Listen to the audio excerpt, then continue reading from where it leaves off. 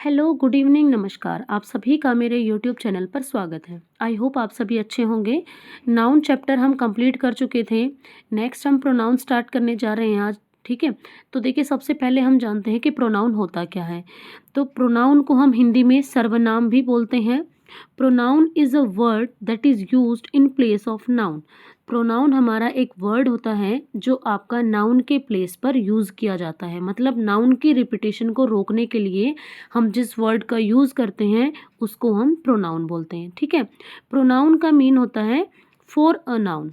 किसी भी नाउन के लिए या फिर उसकी जगह पर अगर हमने जो भी वर्ड यूज़ किया है वो हमारा प्रोनाउन होता है।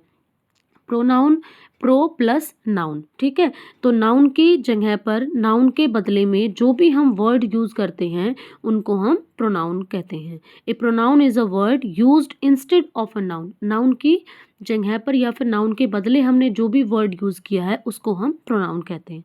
ठीक है, अब देखिए जैसे Ram is a handsome boy, Ram is my student, Ram goes to school daily.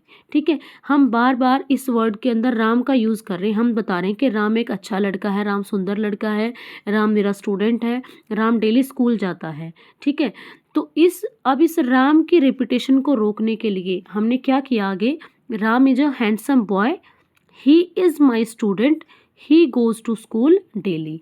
तो ये जो हमने राम की जगह ही यूज़ किया है यही हमारा प्रोनाउन है। ठीक है, अब देखिए एक क्वेश्चन ये भी उठता है कि प्रोनाउन की नीड क्यों पड़ी हमें।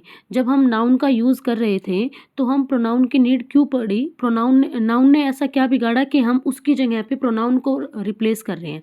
ठीक है, तो देखिए अगर हम जैसे हमने अभी सेंटेंस का यूज़ किया कि Ram is a handsome boy, Ram is my student, Ram goes to school daily, Ram is very honest, Ram is my best friend. हम बार बार राम का यूज़ कर रहे हैं तो उससे हमारे माइंड के अंदर क्या हो रही है, डिस्टर्बेंस हो रही है।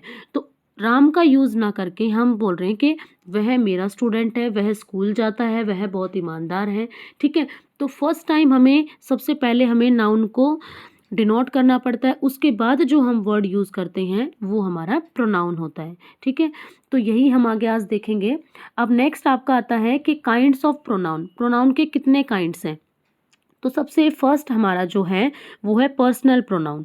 ठीक है, उसके बाद आता है आपका possessive pronoun, demonstrative pronoun, distributive pronoun, reciprocal pronoun, reflexive pronoun, emphatic pronoun, indefinite pronoun, relative pronoun, interrogative pronoun, exclamatory pronoun. बहुत सारे हमारे, लेकिन इसको हम बारी बारी से करेंगे। आज हम पर्सनल प्रोनाउन के बारे में रीड करते हैं। ठीक है, तो देखिए पर्सनल प्रोनाउन क्या होता है आपका, इसको हम पुरुषवाचक सर्वनाम बोलते हैं। हिंदी में इसको हम पुरुषवाचक सर्वनाम बोलते हैं। ठीक है, तो देखिए इसके अंदर हमारे 3 पर्सन होते हैं, first person, second person and third person. First person होता है स्पीकर, मतलब बोलने वाला, जो बोलता है वो उसको हम फर्स्ट पर्सन बोलते हैं। जैसे आई और वी, मैं या फिर हम। ठीक है, हम बोलते हैं, मैं बोलती हूँ, तो वो आपका फर्स्ट पर्सन के अंदर आएगा, स्पीकर होगा वो। सेकंड पर्सन होता है टू होम वी स्पीक, जिसको हम बोलते हैं, मतलब जो सुनने वाला होता है, जो हमारी ऑडियंस होती है, उसको हम सेकंड पर्सन से डिनोट करते हैं, मतलब आपका यू। ठीक है, ये आपका सेकंड पर्सन। नेक्स्ट हमारा है थर्ड पर्सन। थर्ड पर्सन होता है ऑफ whom वी स्पीक, जिसके बारे में हम बात करते हैं। फर्स्ट पर्सन सेकंड पर्सन से जिसके बारे में बात करता है उसको हम थर्ड पर्सन बोलते हैं। वो आपका ही, शी, इट और दे। ठीक है, ये आपके थर्ड पर्सन की कैटेगरी में आते हैं। जैसे एग्जाम्पल दे रखा है हमारा, आई एम अ टीचर, तो आई हमारा क्या है, फर्स्ट पर्सन है। You are hard working, you हमारा सेकंड पर्सन है। And they read in this school, third, they हमारा थर्ड पर्सन है। ठीक है, यहाँ तक का क्लियर है। पर्सनल प्रोनाउन के अंदर 3 पर्सन्स आते हैं आपके, first person, second person and third person. First person में जो बोलता है उसको हम फर्स्ट पर्सन बोलते हैं। सेकंड पर्सन में जो सुनता है उसको second person, and third person के अंदर जिसके बारे में हम बात करते हैं वो हमारा थर्ड पर्सन होगा। ठीक है, चलिए नेक्स्ट हमारा है, ये एक इम्पॉर्टेंट टेबल है। अगर ये हमने ध्यान से सीख ली तो जो प्रोनाउन को यूज़ करेंगे हम वो बहुत ही ईजी हो जाएगा हमारे लिए। तो देखिए इसके अंदर क्या है हमारा, इधर हमारे पर्सन दे रखे हैं, first person, second person and third person. फिर आपका नंबर है, सिंगुलर में कैसे यूज़ करेंगे, प्लूरल में कैसे यूज़ करेंगे। उसके बाद ये आपका सब्जेक्टिव केस है, ऑब्जेक्टिव केस है, पॉजेसिव एडजेक्टिव है, एंड पॉजेसिव प्रोनाउन है। ठीक है, तो देखिए सबसे पहले हम फर्स्ट पर्सन के बारे में देखते हैं। फर्स्ट पर्सन का जो सब्जेक्ट होता है वो आई होता है, वो आपका सिंगुलर होता है, आई मतलब मैं, अकेला होता है। प्लूरल हमारा इसका आई का वी होता है, मतलब हम। आई का जो प्लूरल होगा वो वी होगा। ठीक है, अब आई का जो ऑब्जेक्टिव केस होगा वो मी होगा। आई का ऑब्जेक्टिव केस मी होगा, मतलब मुझे। वी का ऑब्जेक्टिव केस होगा अस, मतलब हमें। ठीक है, वी मतलब हम और अस मतलब हमें। उसके बाद इसका पॉजेसिव एडजेक्टिव होगा माई। माई मतलब मेरा, अवर मतलब हमारा। माइन मतलब इस पे हमारा पोजेशन दिखाता है, वो अधिकार दिखाता है। This book is mine. Ours मतलब हमारा। ठीक है, तो ये आपका फर्स्ट पर्सन का है। क्लियर यहाँ तक। सेकंड पर्सन के अंदर हमारा जो सिंगुलर होता है वो यू। यू मतलब तुम, इसका प्लूरल भी आपका यू ही रहेगा, ऑब्जेक्टिव केस भी यू एंड ये इसका प्लूरल भी यू। पॉजेसिव एडजेक्टिव के अंदर योर और प्लूरल भी आपका योर रहेगा। पॉजेसिव प्रोनाउन के अंदर हमारा योर्स और योर्स। ठीक है, इसमें कोई प्रॉब्लम नहीं। नेक्स्ट हमारा है थर्ड पर्सन। थर्ड पर्सन के अंदर सिंगुलर में देखिए सबसे पहला आएगा ही। ही मतलब वह, हिम मतलब उसे, हिज मतलब उसका और हिज मतलब उसका। ठीक है, शी मतलब वह, हर मतलब उसे, हर मतलब उसका, हर्स मतलब उसका। इट, इट भी हमारा वह होता है, इसका इट ही रहेगा, इट्स, और इसका पॉजेसिव प्रोनाउन नहीं होता। दे मतलब वे, देम मतलब उनका, देयर मतलब उनका, देयर्स। ठीक है, तो ये हमारी टेबल है, ये बहुत ही इंपॉर्टेंट है। इसी के साथ हम अपने जितने भी हमारे पर्सनल प्रोनाउन हैं, जितना भी हमारा प्रोनाउन का पार्ट है, सबको हम इसी टेबल के अंडर में करेंगे। ठीक है, तो देखिए फर्स्ट पर्सन का सिंगुलर आपका आई होता है, प्लूरल हमारा वी होता है। सेकंड में यू का यू ही रहेगा। थर्ड में ही, शी, इट और इनका प्लूरल जो होगा वो दे होगा। ठीक है, इसका ऑब्जेक्टिव केस सब्जेक्टिव और ऑब्जेक्टिव, ऑब्जेक्टिव से सब्जेक्टिव, इनका आपका अपोजिट भी पूछ सकता है कि मी है तो मी का सब्जेक्टिव आई होता है, अस का सब्जेक्टिव वी होता है। ठीक है, ऐसे आपका ये आगे पॉजेसिव एडजेक्टिव है एंड पॉजेसिव प्रोनाउन है। तो ये टेबल हमें बहुत ही अच्छे से आनी चाहिए। उसके बाद हमारा आता है यूज़ ऑफ पर्सनल प्रोनाउन। अब इसका यूज़ कैसे करेंगे, तो देखिए इसके कुछ रूल्स हैं। फर्स्ट रूल हमारा है, अगर हमें सेंटेंस में दे रखा है लेट प्लस, लेट के बाद हमारा जो यूज़ होगा वो ऑब्जेक्टिव केस यूज होगा। लेट के बाद हमारा ऑब्जेक्टिव केस यूज होगा, जैसे लेट हिम गो। हिम क्या है हमारा, देखिए यहाँ पर ये आपका ऑब्जेक्टिव केस है, ये वाला सारा ऑब्जेक्टिव केस है। ठीक है, तो लेट हिम गो, हम ये नहीं कहेंगे कि लेट ही गो, ये हमारा रॉन्ग हो जाएगा। तो लेट के बाद ऑलवेज हमारा ऑब्जेक्टिव केस का यूज़ होगा। ठीक है, एक बात और बता देती हूँ मैं आपको कि जो हमारा सब्जेक्टिव केस है इसको हम नॉमिनेटिव केस भी बोलते हैं। जो हमारा सब्जेक्टिव केस है इसको हम नॉमिनेटिव केस भी बोलते हैं। ठीक है, तो ये हमारा फर्स्ट हो गया इसका रूल। सेकंड रूल हमारा है, अगर हमें दे रखी है प्रेपोजिशन, उसके बाद हमारा ऑब्जेक्टिव केस का यूज़ होगा। अगर प्रेपोजिशन दे रखी है तो उसके बाद हमारा ऑब्जेक्टिव केस का यूज़ होगा, जैसे मोहन लाफ्ड एट, एट के बाद यू, ये हमारा ऑब्जेक्टिव केस है, एंड मी। ठीक है, Mohan laughed eight you and me, ये हमारा राइट होगा। Mohan laughed eight you and I subjective हो गया केस, तो ये हमारा गलत होगा। ठीक है, तो प्रेपोजिशन के बाद हमारा ऑब्जेक्टिव केस का यूज़ होगा। नेक्स्ट हमारा है, बट का प्रयोग प्रेपोजिशन के रूप में होने पर इसका अर्थ एक्सेप्ट के सिवा अलावा होता है। अगर हम बट का यूज़ प्रेपोजिशन के रूप में करते हैं तो इसका मीनिंग होता है एक्सेप्ट के सिवा या फिर अलावा। और अगर इसके पहले, बट के पहले all, none, every, any, no, everything, everybody, nothing, nobody, nowhere, अगर ये दे रखा है तो इस केस में वर्ब के पहले बट और सब्जेक्टिव या फिर ऑब्जेक्टिव केस का प्रयोग होगा। ठीक है, लेकिन अगर वर्ब के बाद बट प्लस में ऑब्जेक्टिव केस का प्रयोग होगा। देखिए इसको हम एग्जांपल से समझते हैं।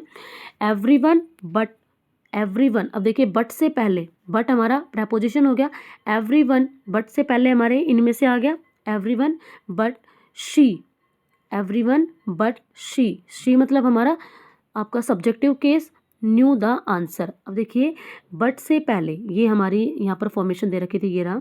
इस केस में वर्ब के पहले but subjective case, objective case का प्रयोग होगा। वर्ब हमारी है न्यू, तो इसके पहले हमारा सब्जेक्टिव केस शी का यूज़ हो गया। Everyone but she knew the answer. ठीक है, अब इसने नेक्स्ट कहा है कि लेकिन वर्ब के बाद अगर वर्ब के बाद बट प्लस में ऑब्जेक्टिव केस का यूज़ होगा। अगर वर्ब दे रखी है पहले और उसके बाद आपका बट है, देन आपका ऑब्जेक्टिव केस का यूज़ होगा। जैसे एवरीवन वॉज हमारी वर्ब हो गई, तो वर्ब पहले आ गई, अब बट बाद में आया है, तो इसके बाद हमारा objective case, everyone was there but मी।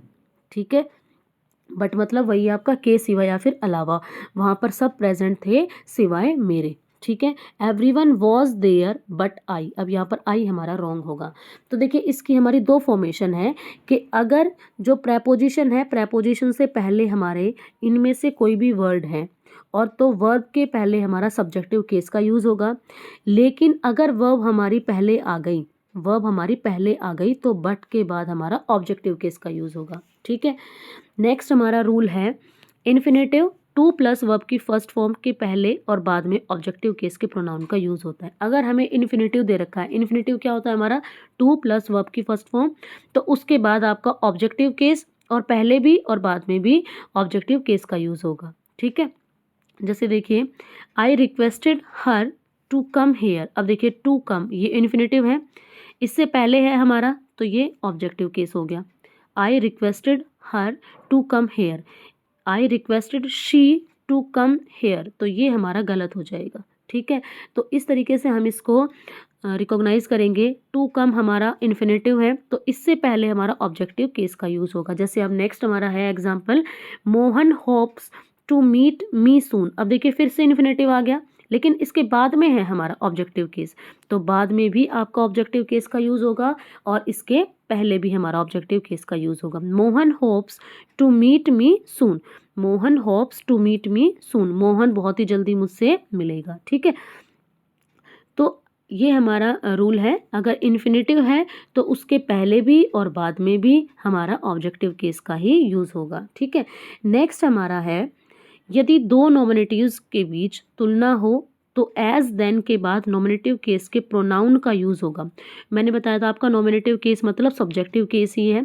अगर दो नॉमिनेटिव के बीच में मतलब दो सब्जेक्टिव के बीच में अगर हमारा कंपैरिजन हो रहा है तो एज और देन के बाद नॉमिनेटिव केस के प्रोनाउन का यूज़ होगा। जैसे देखिए Mukesh is as fat, Mukesh is as fat, as आ गया, as fat as I, I हमारा क्या है, प्रोनाउन है किसका, सब्जेक्टिव केस का। ठीक है, इसको हम ये नहीं कहेंगे कि Mukesh is as fat as me हमारा ऑब्जेक्टिव केस हो जाएगा, तो ये हमारा गलत हो जाएगा। ठीक है, तो हमारा जो राइट होगा वो क्या होगा, Mukesh is as fat as I. अब यहाँ पर मुकेश हमारा क्या है, ये सब्जेक्टिव केस है। ठीक है, तो जो बाद वाला आपका सब्जेक्ट होगा, बाद वाला जो होगा उसका हम नॉमिनेट, बाद वाले का हम प्रोनाउन का यूज़ करेंगे। Mukesh is as fat as I, Mukesh is as fat as me, ये हमारा नहीं होगा। ठीक है, नेक्स्ट हमारा है अगर दो ऑब्जेक्ट के बीच में कंपैरिजन हो, अभी तो हमारा सब्जेक्ट के बीच में कंपैरिजन था, अब अगर दो ऑब्जेक्ट के बीच में कंपैरिजन हो तो एज देन के बाद ऑब्जेक्टिव केस के प्रोनाउन का यूज़ होगा। जैसे देखिए आई हमारा क्या है, प्रोनाउन है ये भी। ठीक है, और ऑब्जेक्ट के बीच में अगर हमें कंपैरिजन करना है तो I love you as much as him. अब यहाँ पर यू हमारा क्या है, ऑब्जेक्ट है, और ये जो दूसरा यूज़ हुआ है इन दोनों के बीच में हमारी कंपैरिजन हो रही है, तो यहाँ पर भी हमारा किसका यूज़ होगा, ऑब्जेक्टिव केस के प्रोनाउन का, तो हिम आएगा। ठीक है, ऊपर वाले में तो जैसे आया था यहाँ पर आई आ गया था हमारा। ठीक है, फर्स्ट पर्सन, यहाँ पे तो सब्जेक्टिव केस और यहाँ पर फर्स्ट पर्सन का यूज़, लेकिन यहाँ पर क्या है हमारा, यू सेकंड पर्सन है। ठीक है, ऑब्जेक्ट है, ये भी ऑब्जेक्ट है, तो इन दोनों के बीच में हमारा कंपैरिजन हो रहा है, तो जो बाद वाला है इसमें क्या होगा, ऑब्जेक्टिव केस के प्रोनाउन का यूज़ हुआ, ही की बजाय हमने हिम का यूज़ किया है। ठीक है, नेक्स्ट आपका है इट का यूज़ जानवर, निर्जीव पदार्थ, देश आदि के लिए होता है। जैसे where is your cat, it has drunk my milk. अब देखिए कैट हमारी क्या है, एनिमल की कैटेगरी में आ गई, तो इसके साथ हम इट का यूज़ करेंगे। I have a chair, chair हमारी क्या है, निर्जीव पदार्थ है, तो इट इज़ ब्रोकन, तो इसके लिए भी हम इट का यूज़ करेंगे। ठीक है, उसके बाद हमारा ये दो बहुत ही इंपॉर्टेंट रूल हैं, 2+3+1 फॉर्मूला। अगर हमें तीनों पर्सन के प्रोनाउन का यूज़ एक साथ करना है, अगर हमें तीनों पर्सन के प्रोनाउन का यूज़ एक साथ करना है और वो जो यूज़ कर रहे हैं वो हमारा गुड सेंस में है, वो हमारा जो यूज़ है वो गुड सेंस में है, तो उसके लिए हम जो ऊपर हमें फॉर्मूला दिया इसका यूज़ करेंगे। पहले हमारा सेकंड पर्सन आएगा, फिर थर्ड पर्सन एंड उसके बाद फर्स्ट पर्सन का यूज़ होगा। जैसे you, he and I go there, तुम, वह और मैं वहाँ जाएंगे। ठीक है, you, he and I go there. ठीक है, तो second person, third person and first person.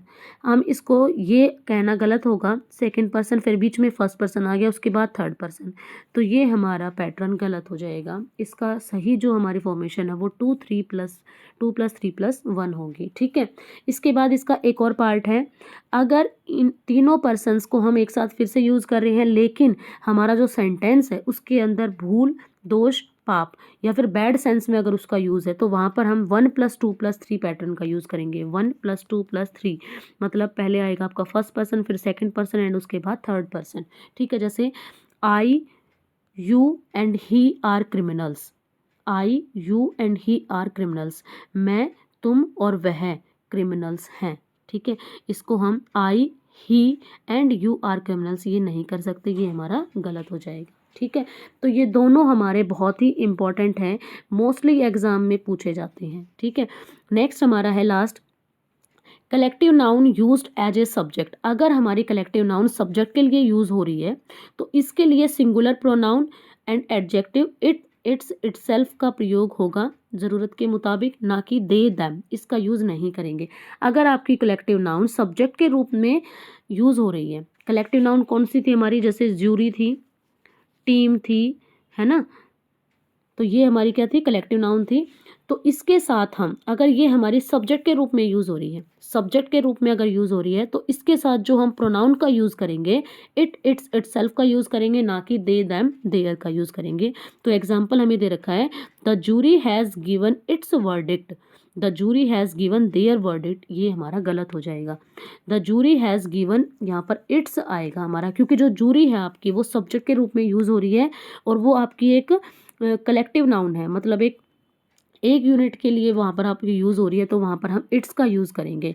इसका एक सेकंड पार्ट और है, वो मैं नेक्स्ट वीडियो में बताऊंगी आपको, कि अगर ये अलग अलग मेंबर्स हो जाएं तब हमारा हम वहाँ पर देयर का इनका यूज़ करेंगे। ठीक है, तो इसको हम नेक्स्ट पार्ट में कवर करेंगे।